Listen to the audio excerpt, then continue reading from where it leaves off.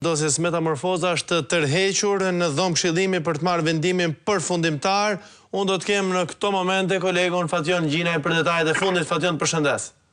Përshëndes Arnold, gjykata e posaçme pas një seance e cila zgjati pak minuta në fakt, por një këshillimi në dhomë të treshës gjykuese për më shumë se 4 orë ka dalë me një vendim pak minuta më parë, duke dënuar disa prej anëtarëve të grupit kriminal që u goditën në kuadër të dosjes Metamorfoza.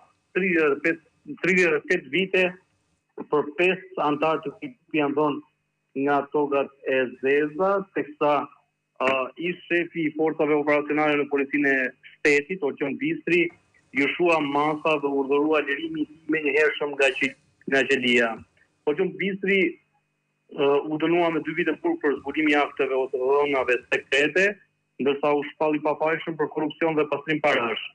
Ndërkohë që nga vendimi të sotme, ai lirohet menjëherë nga qelia për shkak se ju njoh shpyrja e dënimit gjatë kohës së paraburgimit. Ish kryeprokurori Kuksi Gjevair Lita gjithashtu u dënua me 5 vite burg, që i zbret për shkak të gjykimit të shkurtuar në 3 vite e 4 muaj, teksa gjykata shuajti masën e arrestit në burg dhe urdhëroi edhe për këtë shtetas lirimin nga qelia.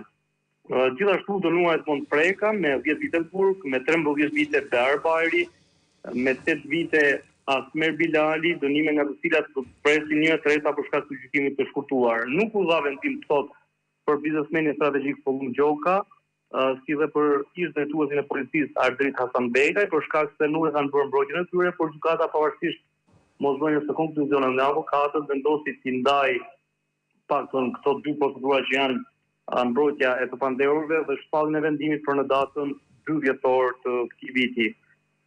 Vendimi përfundimtar i gjykatës nuk konvenon me pretencën e dhënë nga prokuroria e posaçme, pasi për Orqion Bistrin organi akuzës kërkoi 9 vite heqëlie, që nëse do të miratojë kjo kërkesë, nuk mund kishte lirim të tij nga qelia. 10 vite u kërkuan për Asmer Bilali në pretencën e SPAK, 11 për Edmond Prekën, 15 për Behar Bajrin dhe 6 vite për Gjevair Litën.